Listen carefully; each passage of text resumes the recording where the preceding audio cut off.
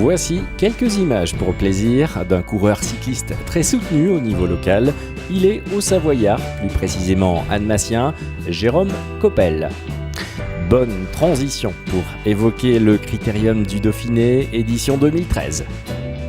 La course passe donc par Châtel et pour la seconde fois, l'histoire entre le cyclisme et le village n'est plus à faire car le vélo, c'est le rendez-vous tout au long de la saison estivale comme le Tour des Pays de Savoie, le Tour de l'Avenir et c'est aujourd'hui justement qu'est signée la convention entre le président des clubs cyclistes des Savoie-Mont-Blanc et la commune de Châtel. Signature qui officialise le passage du Tour du Val d'Aoste par Châtel. Ça permet aussi de faire connaître Châtel au niveau notoriété.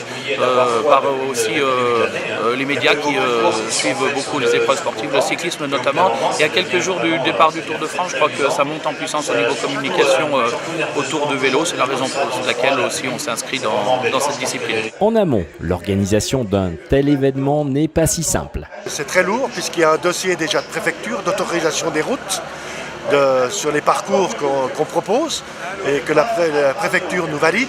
Après, on a une autre convention avec le groupement départemental de la gendarmerie, liée aussi avec les hôteliers, puisque nous amenons à peu près 350 personnes sur la commune de Châtel, avec les services techniques de la commune pour toute la logistique de départ et d'arrivée.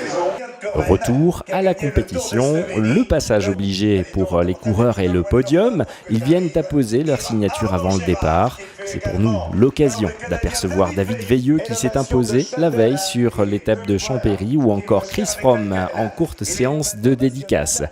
L'étape du jour, c'est un tracé qui s'étend sur 191 km entre Châtel et Oyonnax. Les moyens logistiques mis en place pour la course sont de taille, tout comme les moyens humains. Leurs missions sont bien spécifiques. Nos observations, c'est lorsqu'il y a des problèmes qui se passent à l'arrière par rapport à la régularité sportive, puisque c'est notre rôle, et surtout la prévention. D'accord, c'est-à-dire s'il y a une crevaison... Alors sur une crevaison, on regarde que le coureur ne revienne pas derrière la voiture, soit pas accroché et que ça se passe dans les meilleures conditions pour pas qu'il y ait d'avantages qui soient pris, malgré les désavantages qu'a eu le coureur par rapport à sa crevaison. On les voit bien souvent à l'écran. Lors de la course, les motards qui encadrent le peloton suivent une formation qui leur est propre. La formation, elle est liée surtout à la sécurité, donc on a des stages organisés actuellement tous les 2 ans avec la gendarmerie, donc on suit des stages de recyclage, de formation à la conduite avec les gendarmes. Le départ de la course passé, il est temps pour la caravane de démonter et de rejoindre la prochaine étape. Pour les inconditionnels du vélo, rendez-vous dans quelques jours à Châtel pour une autre compétition au sommet.